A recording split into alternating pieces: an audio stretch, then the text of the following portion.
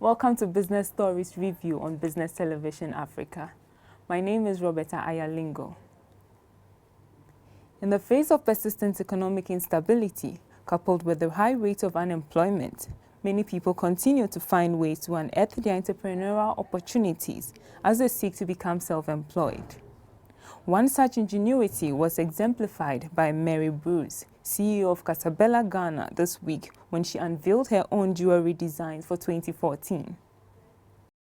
Casabella is an Italian fashion jewelry and accessories design brand established 5 years ago.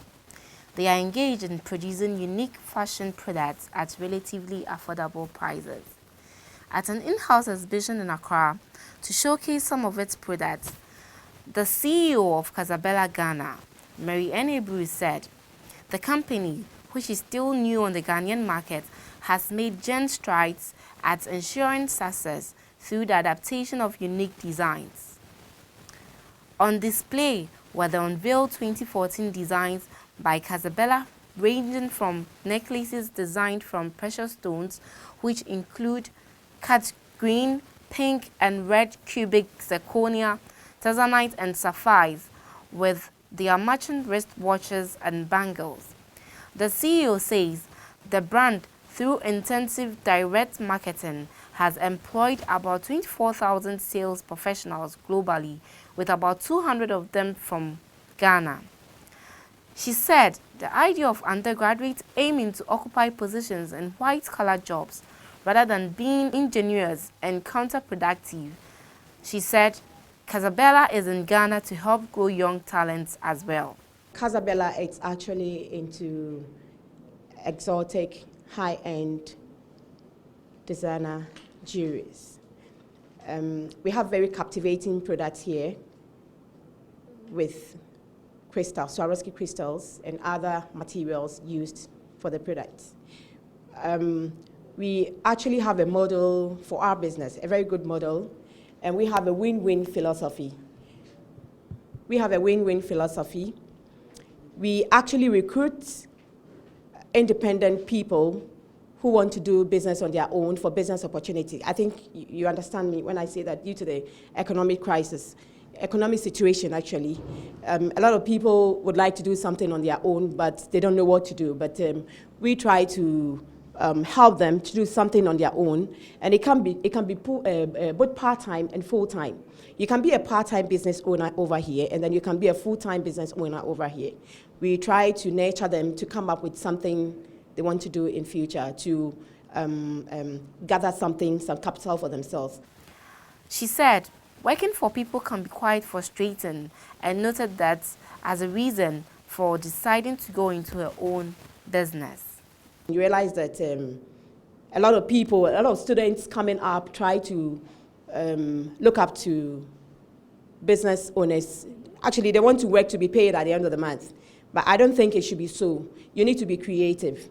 You need to think about something to do. You need to follow your interests. And we are here, and we love doing that. We love helping people to do something on their own. Merck, the German pharmaceutical, chemical, and life science company, in the course of the week opened its first office in Ghana and West Africa. Merck has already been active in Ghana for several years through many of its projects, working together with the government of Ghana and international organizations to increase access to health solutions in Ghana. Through the Global Pharma Health Fund GPHF, a charitable initiative founded by Merck, an important contribution has been made towards the fight against substandard and counterfeit drugs. Already 26 mini-labs, a compact mobile laboratory for identifying counterfeit medicines, are present in Ghana. During a press conference, Mr. Fauzi Manai said Ghana has a favorable economic environment. He said Merck is here to derive superior quality standard and processes in local manufacturing industry, as improving access to health is a shared responsibility. The first chemical pharmaceutical company in the world. We are a unique company. It's the unique company with two legs. One leg is in chemicals, one leg in pharma. We are offering the pharma sector solutions. Why? Because we are producing pharmaceuticals. We know what pharma needs. That means we are offering the right solution for the right customer. We know what we do, and we offer the right solution. Our culture is innovation. We are investing in innovation. We are investing in new products, in quality. We are the benchmark in terms of quality worldwide. Statistics indicate that about 1/3 of the world population does not have regular access to quality medicines. Mr. Manai stated that their expected impact is to improve health outcomes, increase drug affordability, and create jobs for pharmacists in the rural areas. Dr. Frank Sturgeon-Havikem, Executive Board Chairman and Family Board of Merck, in an interview said the positive impact of the mini labs will make Ghana one of the most stable business partners in West Africa. It will have an impact not on business, it will have an impact on the population. So on the people who have to take drugs, and aren't quite sure whether the drugs are safe or not, because up to 30% of drugs are counterfeit products. Mini labs will help detecting that. So it's mainly a tool, if you like, for the health authorities to make sure that only a proper medication is given to people, and not counterfeit products which you have to pay the same price for but are dangerous. If you look at your political situation, you're a stable country, you're a safe country, and as an international company coming to a foreign country anywhere in the world, you need investment security. You must make sure that your investment, your people are safe. Yeah? In Ghana, everybody's very safe. And that's great. Yeah? You have got a lot of political stability, you've got a well-educated workforce, you have got excellent universities, so you've got all the ingredients you need to develop that country further. And we want to be part of it. Yeah. Merck officials and GPHF later cut the tape to open their ultra-modern office in airport in Accra. Ghana's inflation rate for March 2014 now stands at 14.5%. This was made known by the government statistician, Dr. Philomena Nyako, in Accra last Wednesday. The year-on-year inflation, which is measured based on the Consumer Price Index for March 2014, has seen Ghana's inflation rise sharply by 0.5% over the previous month. In the percentage distribution over the 10 regions of Ghana, the Ashanti region turns out to be the highest with 0.9% month-on-month inflation rate and also 17.1% year-on-year inflation rate. This was followed by the Greater Accra region with 0.5% and 14.8% month-on-month and year-on-year inflation rate respectively, with the Upper West region recording the lowest of 9.1% inflation.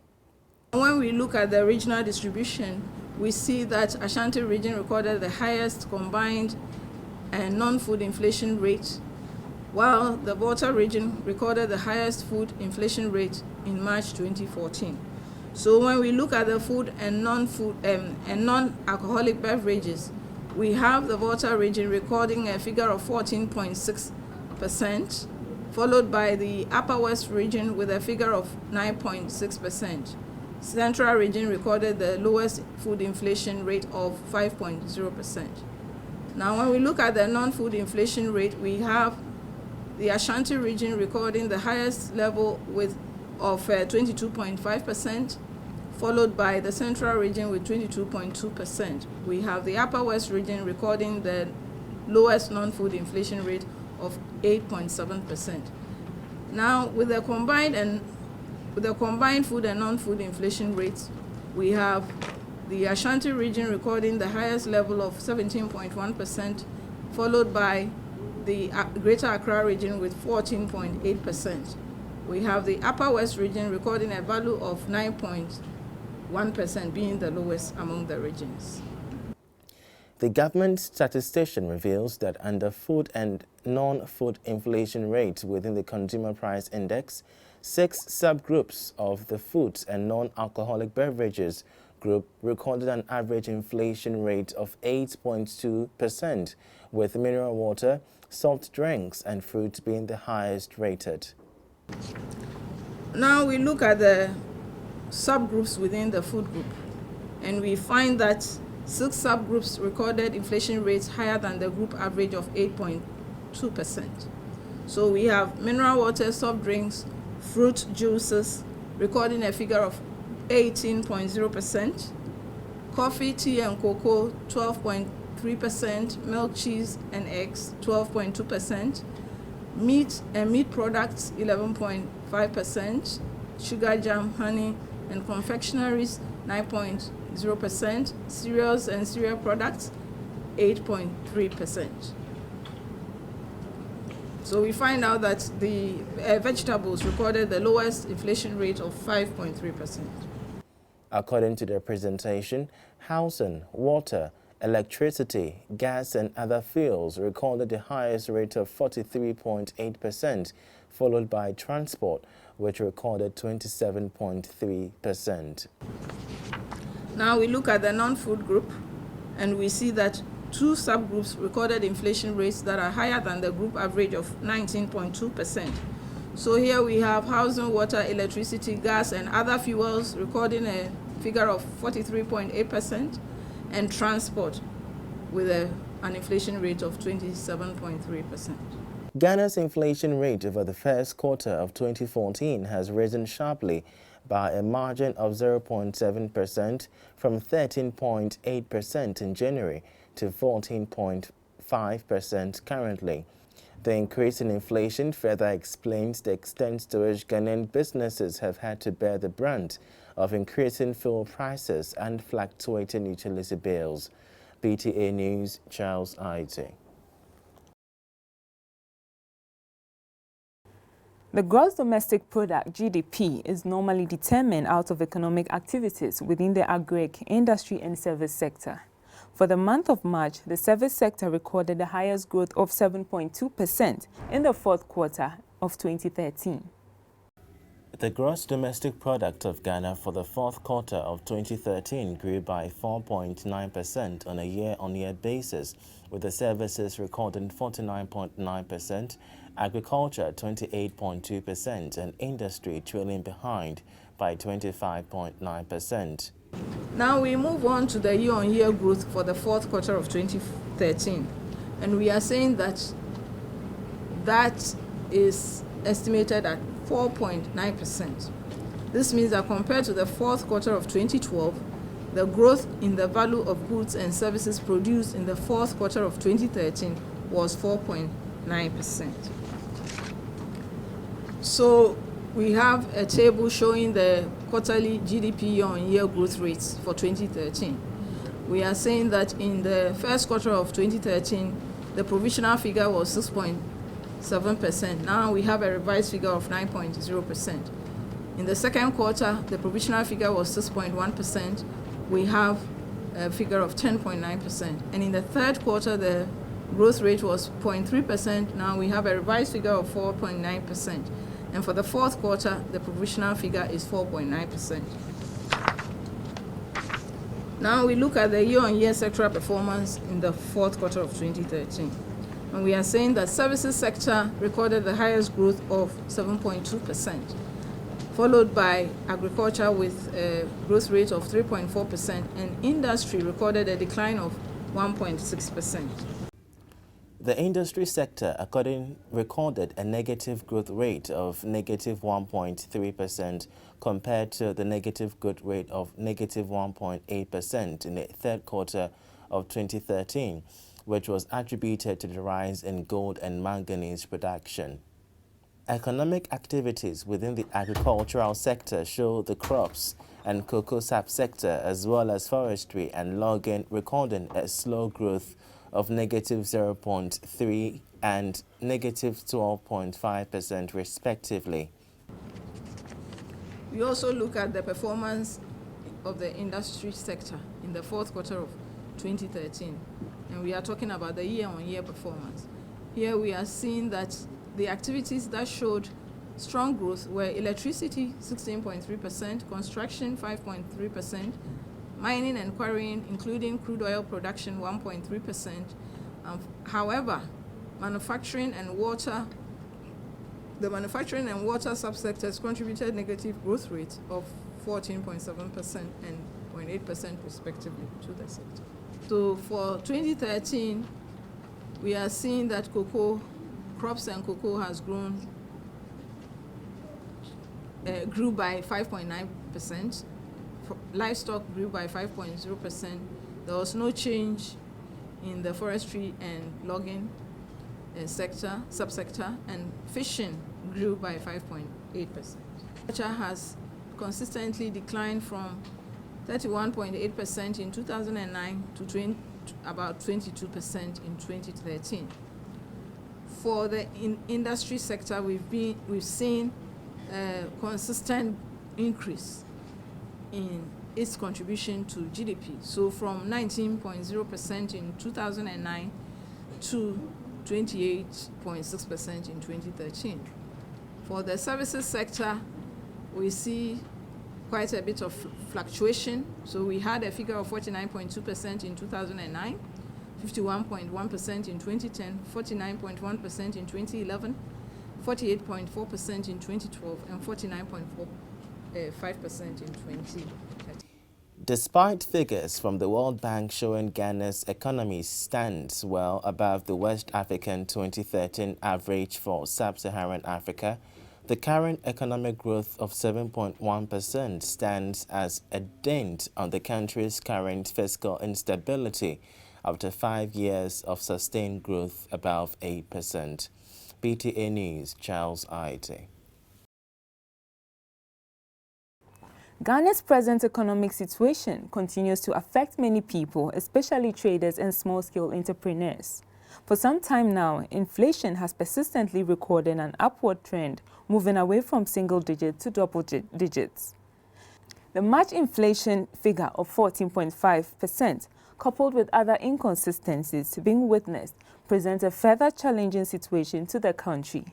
BTA News, Prince Daniel Bento sampled the views of a section of the public on the current situation and now reports. The gross domestic product of Ghana for the fourth quarter of 2013 grew by 4.9% on the year-on-year basis, with the service sector recording 45.9%, agriculture 28.2%, and industry trailing behind by 25.9%. Unfortunately, as prices of commodities keep rising, salaries remain unchanged. On the consistent basis, public sector's workers continue to agitate over poor working conditions. Again, the unavailability of constant power supply and water, as well as increase in the cost of housing, have dealt a heavy blow to the public and affected the state of the economy. Most businesses in Ghana fall under the small and medium-scale enterprises category, who are suffering the impact of increased taxation and other business costs. BTA News finds out from a section of Ghanaians how they assess the economy currently. The economy is really bad. We now work in fear as we are sure not to make no significant earnings at the end of the day. For the economy is tough, everybody is complaining. Water has been increased, electricity has gone up, and now the fuel prices. So it's tough, and business is not moving. So we are finding it difficult as at now. Compared to the previous years, you see that things are getting worse out of hand. The economy is really not favorable. Price of things keep rising. We are unable to pay our children's fees. We are working, but our salaries are so small that they can hardly do anything meaningful with it.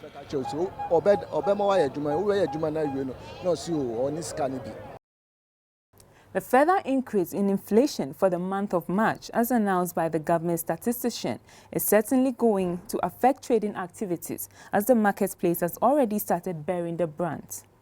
During a visit to Abobloshi Market in Accra this week, it was observed that some basic foodstuffs have risen. The foodstuffs include yam, cereals like maize, sorghum, and vegetables, especially tomatoes.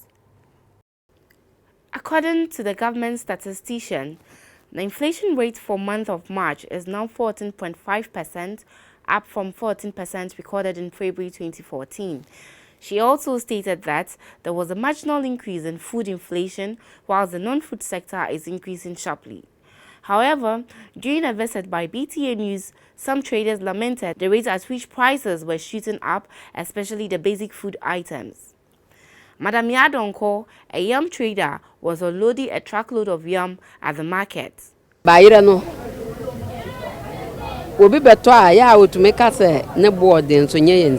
price of a truckload of yam was 40,000 Ghana cedi in February, But this month, she bought a truckload of yam for 50,000 cedis. This is very expensive and customers don't understand why the increase. Every 100 pieces of yam at wholesale price sold at 80 cedi last month. But this month, I sell 100 pieces for 100 cedis. Comfort Lamnelate, a tomatoes trader, vented her frustration at the rate at which a box of tomatoes has been consistently increasing regularly. A box of tomatoes could cost between 280 cedis to 1,000 cedis. This is because some of the traders do not want it to appear that it is a bumper time for tomatoes, hence an unstable rate and the change in tomato prices. Their attitude is tantamount to cheating, and this is affecting us because customers buy a bowl full of tomatoes as 5 cedi today, and the next day the price is about 30 cedis, which is not good at all. Think something should seriously be done about this situation. Davi Techiedio, a maize seller at Agbogloshi Market, also shared her thoughts. Only last month, a sack of maize cost 80 cedi. This month, the same amount of maize has seen a 10 Ghana cedi increase.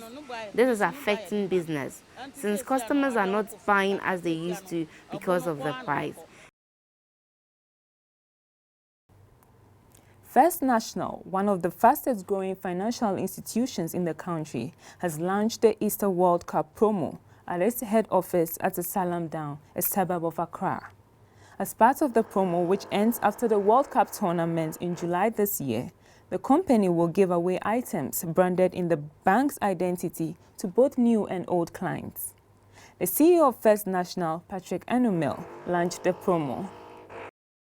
First National Financial Institution was incorporated in 1997 with a goal providing unparalleled excellence in service anytime, any place and anywhere. The bank has offered innovative financial products including employee loans, check and savings accounts, consumer and residential loan products. Since its inception, First National has made significant inroads in the financial sector. The company's Easter and World Cup promo is to give away goodies to its customers during Easter festivities, as Easter is synonymous with giving, and also to make customers happy during the World Cup season. The CEO of First National, Mr. Patrick Anumel, noted that the Easter World Cup promo would also encourage customers to save with the bank. Why the promo? The promo because we want to encourage our customers to save. And this month, because, as I said earlier, in the Christian world, Easter is a period of joy, and there's a lot of almsgiving and charity work done. So we also thought that we should get ourselves involved in this. So that's why we chose the Easter month. But I'll go ahead and add that we also know that the World Cup is coming in June. It's also another period of joy. So we fused the two together, and therefore we call it Easter World Cup Gift Promotion. 500, we open the account for you and we'll give you a gift. Subsequently, we'll give you the gift according as to how much you deposit. So for example, somebody who deposits, say, 200 and something will fall in the range of those who qualify for a t-shirt. But if you get to about 500 or so, you qualify for a tote bag.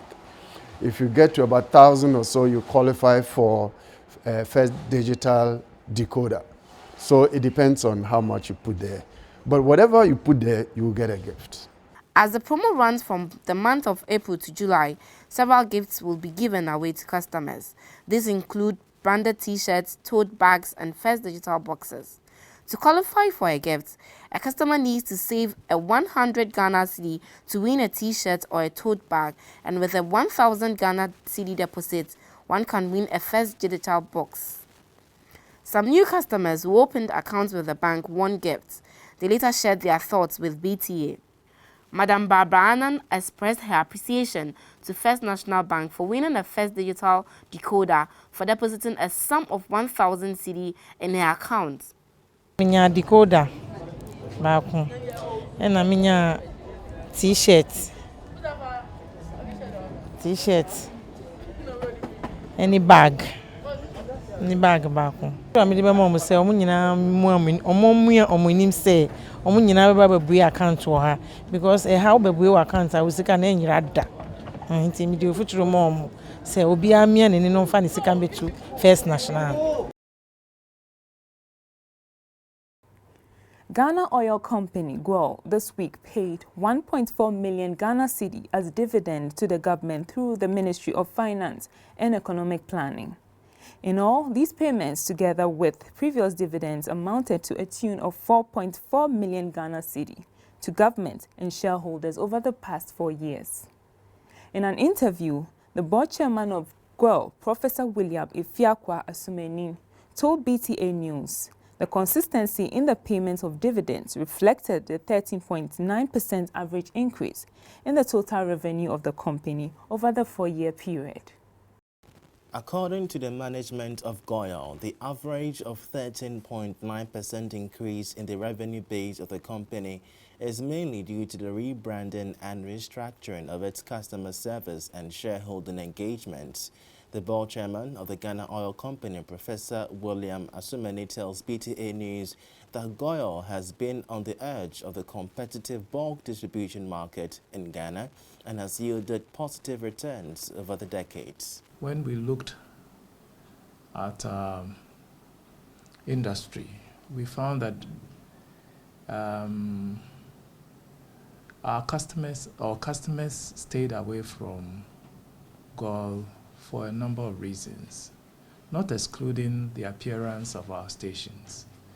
So the board decided that we should change the face of GOIL. Our station should be given a new look, and perhaps the new look coupled with new attitudes will draw in more customers. You know, we are just a marketing company. So the more buyers we have, the greater the profit. So that's what we did. And since we rolled out our new look, we have seen tremendous increase in patronage. And we think that our 2013 operations would have yielded us more profit, and we even see greater profits in 2014. Touching further on the downstream oil business sector, Professor Asumeni stated that GOIL has had to come to terms with the high-risk returns for its shareholders over the years. Remaining as oil marketing company is not too risky, but certain aspects of the petroleum industry could be risky. For example, if you imported large quantities of finished goods, or even crude oil, and you imported when the price was $150 per barrel, and the price came down to $100 per barrel, you already have the crude that cost you $150. So if you purified it and sold, it's the expectation of everybody that you sell it according to the price of $100. That's a big risk. That's where you would have made heavy losses if you didn't take care. So there are risks. But as an oil marketing company, we just sit back and buy from the bulk distributors, and we sell according to the MPA price. Perhaps the only risk the only risk we face if you went in for a batch of petroleum products, petrol, diesel, at a certain price, and you could not sell at a reasonable rate, and the price came down, you'll be forced to reduce the price, and what you bought at the higher price remains an albatross around your neck. The board of Ghana Oil has been urged to strive hard to be strong, competitive and profitable in order to pay increased dividends to its shareholders, including government as the majority shareholder of the company. This, Professor Asumeni agrees to. Reporting reaching us indicate that there are 80 of them, including us, 80 sharing the same market. Certainly, this heightens the competition. So, if 8 of us were sharing that market some time ago, even if we shared it equally, we'll command a certain percentage. But then, GOIL had been among the leading companies in Ghana. So I would say that times of old, we commanded not less than 20% of the market. But when you bring in another 80 OMCs, this heightens the competition. So our share has fallen. Indeed, it fell to about 12%. Last year, it went up to 13%, and we are aiming at 14%. And the only way we can increase the share is to increase the number of stations. Now, when it comes to profit, our operations are now limited to providing services at service stations. But then oil marketing company can do several things. For example, it can go into the aviation industry by selling to the aircrafts that come to Ghana. We can enter into the mining industry by fueling the machines being used by the miners. We can enter the bunkering. We have identified all these areas, and we are doing an aggressive research, and we are likely to go into these. Of course, the competition is stiff. There were companies that were performing these, providing these services. So if, for example, we want to go into the mines, it means that we are going to replace a company that was providing that service. So we have to be competitive. Competitive in terms of efficiency and maybe quality of products and so on. So yes, he was encouraging us to become more efficient, and of course, the more profits we make, the greater will be the government's share. There are plans for GOIL to expand its distribution base to cover other corners of the country. This, Professor Asumeni reveals, will only require management approval. We have been set up to sell, which means we are downstream. Upstream means you are engaged in exploration, and midstream means that you're in a position to add value to the crude petroleum when it's mined and so on. Much as we would want to be involved in mining and large-scale distribution, we are not set up to do that. And to be able to do some of the things that you have in mind, we need permission from National Petroleum Authority. Even within the marketing field, we have what we call the oil marketing companies, and then the companies that store the bulk companies. We are OMCs, oil marketing company. I've forgotten the term for the other companies, but they have the license to import or buy large quantities and store and sell to the marketing companies like GOIL. If we want to come, we call them BDCs, bulk distribution companies. If we want to become a BDC, we need a special license from the NPA to do so. Maybe we would want to become a BDC one day so that we can bring in gas in large quantities and distribute to either the industries or the service stations to sell. At the moment, we don't have the mandate to do that.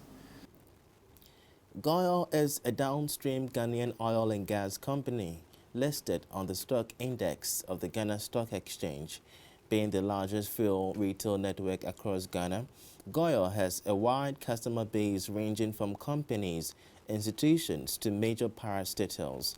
Despite its entrenched status locally as well as some challenges faced, the company also remains one of the booming indigenous downstream oil and gas companies in West Africa. BTA News, Charles Aite. The Ghana Maritime Association, in collaboration with the Ministry of Transport, has opened a 3-day seminar in Accra to raise awareness on safety of navigation system and vessel systems. The Minister of Transport, Jifar Ativo, in a keynote address, said the only way to improve navigation on the movement of shipping is to create ships routing and vessel traffic services to reduce the incidence of head-on encounters and to reduce the dangers of collision between crossing traffic. The recent discovery of offshore oil and gas in the western part of Ghana's continental shelf in commercial quantities has been welcomed by all sections of the Ghanaian and international community. There's a great deal of expectation among Ghanaians that this discovery and the resulting commencement of exploitation from the fourth quarter of 2010 will bring along significant economic benefits to Ghana. At the same time, however, offshore oil and gas exploitation and development come with enormous responsibilities and challenges. One of the most critical issues is how Ghana is going to manage the many security, safety and environmental issues that will arise over the next decade. It is in light of this that the International Maritime Organization and the Ghana Maritime Authority, GMA, are organizing a 3-day seminar to raise awareness on ships' routing system and vessel traffic services. Director General of the Ghana Maritime Authority, Peter Isaka Azuma, stated the objective of the seminar. The seminar is being attended by representatives from 8 countries of the West and Central African sub-region. These are Cape Verde, the Gambia, Equatorial Guinea, Ghana, Liberia, Sao Tome and Principe, Nigeria, and Sierra Leone. The objective of the seminar, having been elaborated, but just permit me to say briefly to that, is to enable participants to acquire the requisite knowledge and skills on ship routing services, aids navigation, and use of risk assessment techniques for ship routing and navigation channels within our sub-region. Minister of Transport, Jifar Ativo, in a keynote address, indicated that ships' routing systems have been established in major congested shipping areas all over the world and that there is overwhelming evidence that as a result of these schemes, the number of maritime casualties, particularly collisions involving ships, have dramatically reduced. Ships' routing systems have been established in major congested shipping areas all over the world, and there is overwhelming evidence that as a result of these schemes, the number of maritime casualties, particularly collisions involving ships, have been dramatically reduced. The Transport Minister said this has become necessary as a result of the increase in trading activities, particularly as a result of the offshore oil and gas exploration and production taking place within the sub-region. Ghana has already taken steps in establishing a Vessel Traffic Management Information System, VTMIS, for enhanced surveillance of Ghana's maritime domain. This will provide a 24-hour electronic surveillance and monitoring of Ghana's coastline. The Shire Hill Reserve Centre, located north of Accra, is expected to become an enhanced tourist attraction as the Wildlife Division of the Forestry Commission seeks to raise $10 million in concessionary investment with the investor community. The popular ecological reserve, which stands as a habitat to wildlife, will be converted into an international standard tourist attraction when funding becomes available. Charles Aite, during the week, spoke with the Executive Director of the Wildlife Department, Nana Edu Insia. Tourism continues to be a substantial contributor of foreign earnings into the country. Unfortunately, domestic tourism has largely been on the decline as a great deal of foreigners continue to explore tourist opportunities countrywide. The Wildlife Division of the Forestry Commission says it will require a $10 million fund allocation by way of private partnership investments to revamp the Shire Hills, a lush of green vegetation, into a lucrative ecotourist location. The partnership will see qualified investors, both locally and internationally, register interest in the preservation and tourist transformation of the hills and other potential tourist sites across Ghana. Most of Ghana's forest reserves are said to be at risk of fading away. With the illegal encroaching of lands by squatters and illegal chainsaw operators, as well as the persistent effect of climate change, the Shire Hills Resource Reserve north of Accra, bordering the Akosombo Road, will go into extinction if measures are not put in place to the once ecotourist site. Nana Edu Nsia, Executive Director of the Wildlife Division of the Forest Commission, reveals to BTA News the $10 million private partnership investment stands as a lucrative venture to the country's tourist sites. It is an estimated project amount that we are looking for partnership with the private sector for the development of Shire Hills. So it's not like we are requesting government, we are doing it together with private sector to develop Shire Hills. It is an area where if we also invest well, we can get money out of it, and at the same time preserving our environment. So we'll not be cutting anything, we'll not be destroying, but we'll be getting money out of it. Just to illustrate, the recent development has increased the number of visitors. It used to be around, let's say, 1,000 people, but now we can boast of about 10 to 12,000 people annually going there, and that has increased our revenue from just some few cities to now over 200,000 Ghana cedis. So it shows that if we're able to develop it, we'll stand a chance of increasing our revenue base. The concessionary investment, according to the Executive Director, will be on a long-term basis open to both local and international prospective investors. This investment, if ejected into the Shire Hills, is expected to see the Shire Hills cut out as a major ecotourist site opened to international business opportunities. This means that investment and private partnerships are bound to reap huge gains out of the project. Yes, we do what we call concession management. We'll sign an agreement with the investor, depending upon the investment that you have made. There are certain fixed charges that you will be paid to the Forestry Commission or the Ghana government, and then also the profit that will come, you have to pay some portion to government.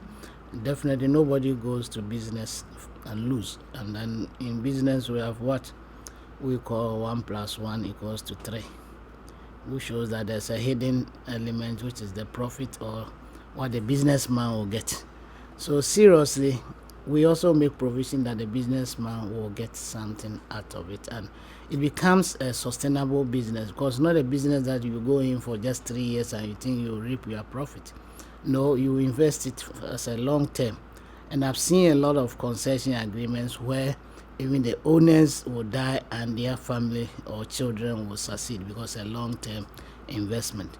So if you spread it over so many, it becomes a very secure form of investment. That's why those who have money are the people who already go in for this type of business. With a change in the world's climate, questions remain on how sustainable investment could be in the wake of extinct wildlife and endangered forests. Nana Edu Nsia claims these changes in the climate are expected and that they cannot have a negative impact on this very lucrative venture. Every 35 to 40 years, there's a change if you have been following the whole environmental issues. So therefore, the environment will keep on changing, and that is why God has given us, that is one I say as men, that we should supervise the environment. And perhaps we are lucky. All these resources we are talking, the wildlife, the forest, they are all renewable natural resources. So if you put up a lot of programs which will ensure bringing them back is possible. If you go to some countries, they are farming wildlife, so there are more animals coming. So that's another area we are trying to promote for people to start farming and breeding wildlife. Trees, people can do tree planting. They can even breed trees with different genetic structures because of this is what they want. If they want long or boughs of trees that are good for timber, they can put some genetic modification into that and increase the bow sizes and length. So it is a renewable natural resource that we are dealing with. Whereas wildlife, forest, fisheries, they are all renewable natural. So it's up to us not to be greedy and just take them without replacing. If you have a very good plan of farming, breeding, and then aquaculture, we'll bring all back some of these natural resources. The advanced countries, if you go to some countries like Germany, they have more wood than even we have in this country because they are planting. They have wood there. The Cayman and Board of Investors, together with the revamping of the Shire Hills, will expand the tourist attraction base in Accra as business ventures and transactions hit a record high. BTA News, Charles Aite.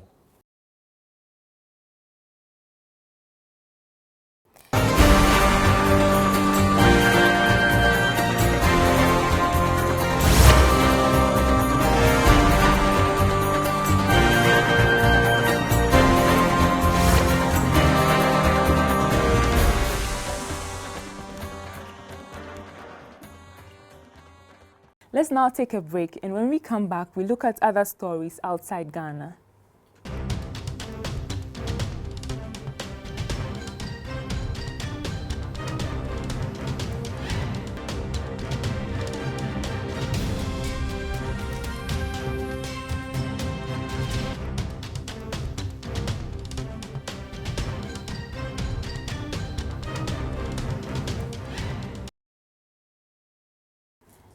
Nigeria this week became Africa's biggest economic hub. After a rebasing exercise, the country became Africa's biggest economic hub. After a rebasing exercise resulted in the rich oil West African country nudging off South Africa from the top post. Its GDP was way back in 1990, but between then and now, a whole lot of new and large sectors have sprung up, making the 1990 GDP figure non-reflective of the true state of the Nigerian economy. No one understands the situation better than economist Biodun Adedipe, who is projecting a significantly higher figure than that of 1990. Looking at the level at which we had prices in 1990, which is the base year for the GDP at the present time, and then looking at where prices are today. So in my own estimation, I would say I expect between 55 to 65% increase in the GDP that we have currently. And that means that might put us at slightly above 400 billion US dollars. That will effectively make Nigeria the largest economy in the continent, surpassing South Africa. Analysts say that would attract more investment for Africa's most populous country. But there are concerns that the country's growth, which has consistently been in the region of 6.5% for about a decade now, could come under serious challenges. The bigger the economy in the real sense of it, the more difficult it is to move at a very high speed. So in which case, after we rebase, we should in fact, as policymakers, should look very closely at China. Because China is one big economy that has been able to perform, let me call it that miracle, of growing fast in spite of the size. On the streets of Nigeria, the euphoria that has greeted the rebasing in the business world is simply absent. Ask some Nigerians about it, and this is what you get. I don't know. But as far as for the progress of the country, I think it's not a bad idea. It's a nice one. It's a good one. A lot of Nigerians, the average Nigerian on the street, don't care about the gross domestic product. What they care is what's in for them, as in terms of exchange of food. The rebased GDP highlights the inherent contradiction in the Nigerian economy. Despite the country's consistent economic growth, basic infrastructure is still a big issue. With just about 2,500 megawatts of electricity for its 170 million people, power outage is the norm here. But the biggest headache for the country's government is unemployment, which is hovering around the 40% region. If investors will come into Nigeria, we should begin to look very closely at the number of jobs the investments we create, and not just in the quantum of investment, and not just in the fact that, yes, they brought in money, and so we celebrate Nigeria as attracting the largest volume of foreign direct investment in Africa, which of course we have attained since 2009. And finally, 2 Libyan oil terminals reopened in the course of the week after rebels agreed partially to lift their oil blockade in a deal reached with the government. The Libyan Justice Minister said the terminals of Zuweitina and Hariga in the east were now in the government's hands. 2 other ports are due to reopen in the coming weeks. Of 4 eastern oil ports after an 8-month blockade by armed groups. It had been costing billions of dollars in lost revenue, devastating Libya's economy. Now, after prolonged talks between the protest leaders and government intermediaries, there's a deal. The mediators have reached an agreement approved by the government to reopen the ports in 2 stages. Firstly, Zuweitina and Hariga ports will reopen, while Ras Lanuf and Es Sidr ports are going to reopen in 2 to 4 weeks. Certainly there will be other conditions and terms. The first signs of movement came less than a week ago with the release of 3 men who had stolen the Morning Glory oil tanker with up to $30 million worth of crude on board. The men had been detained by US Navy SEALs who raided the tanker, then handed the men over to the Libyan government. The men's leader received a hero's welcome from the armed group that had been the main force behind the blockade. Its head, Ibrahim Jadran, was behind all the demands for autonomy and a larger share of the oil revenue for the eastern region. But it's believed there is dissent among some armed groups about making a deal with the government. And it all happened on a day when the eastern city of Benghazi was expressing anger at the way its leaders are running the country. Strikes were held in the public and private sectors, shutting down schools and the university. Approach roads to Benghazi's airport were blocked, and staff stopped work in the main terminal. All international flights in and out of the airport were cancelled on Sunday. The protesters are demanding that the General National Congress based here in Tripoli should be disbanded immediately.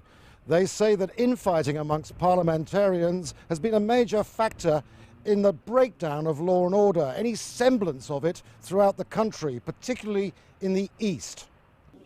Well, there may be optimism with some of the oil due to start flowing again soon. A combination of anger, depression and frustration among Libyans is bearing down heavily on this weak government. Andrew Simmons, Al Jazeera, Tripoli. That's all on Business Stories Review over the week. My name is Roberta Ayalingo. Thanks for watching Business Television Africa.